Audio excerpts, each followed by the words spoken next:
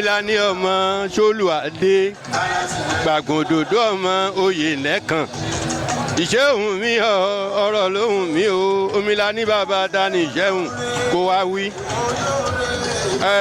Ìdí tí mo fi wà ń bí lónìí tínú mi fi ń dùn ó ní pé ọmọ wa Baale Sorobi Àmíyẹmí ọmọ ńlá ọmọ yìí ọmọ tó mọ yìí àgbà ọmọ tó jẹ́ ń gbàrú wa tó ti ń bọ̀ pátá lólóhùn tí ń wò wá inú ẹ̀ wá dùn pé lónìí káwá bò ń ṣàjọyọ̀ ẹni tá a bá rí là ń pè o bàbá wa láàrí ọ là ń pè ọ bàbá rí ọ àpọ̀ ọmọ ẹlòmíì bí bẹ́ẹ̀ kọ́ èmi gan ó ti lọ torí bí aago 11 ni mo ti débí àmọ́ inú mi ń dùn torí ẹni bá fẹ́ ṣeun re kó bá láyọ̀ yọ ayọ̀ gbogbo ohun tó wá ṣe ń bí lónìí nínú mi dùn sí mi ò lè ka lẹ́sẹẹsẹ o inú mi dùn sí gbogbo ohun tó ṣe mo dẹ̀ mọ̀ pé lónìí tó pé àwa òṣèré àgbààgbà ayé tiẹ̀ náà máa bẹ̀rẹ̀ sí dùn torí àìlá oyin ká tutọ́ àìjẹ́ iyọ̀ ká kò ṣe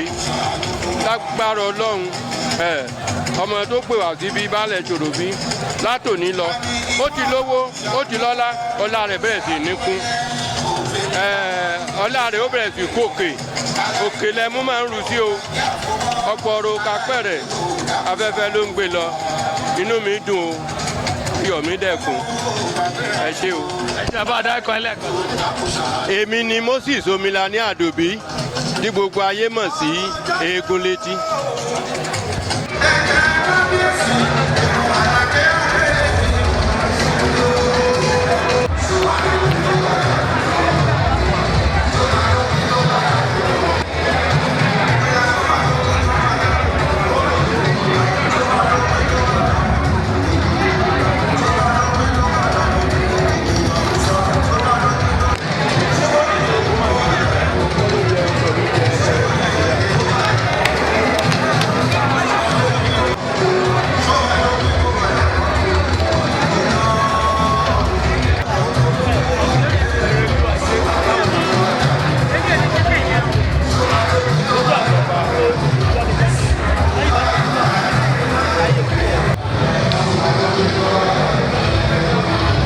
To the 1-year coronation of our Baale, the 3-in-1 package, and we are here with somebody important, one of the installed chiefs today.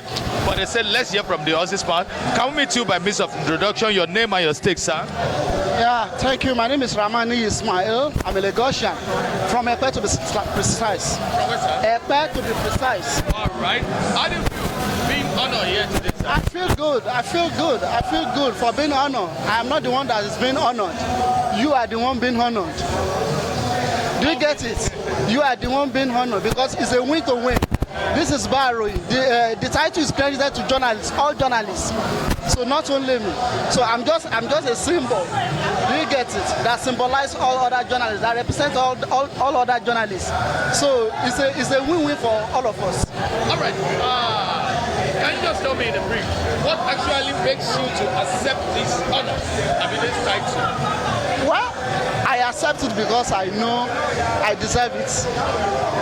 It's not an honor. It's based on merit. It's based on merit, not honorary. Do you get it? So that yes. All right. Because I paid my due. What is your good message to the people of Sorobi? What? People of Sorobi should be well. You say what? Okay. People of Sorobi should be well assured that now that I become their borrowing of Sorobi land, Sorobi will be extended to where they were not known. They will be known where they were not known before. I will make sure that I use my good office to ensure that I showcase Sorobi to the world. That is what I will. All right. That's no in journalism we have W and H. So what and where and when. So we should just make sure that we are accurate in whatever we are doing, in whatever we are reporting. So that's just it.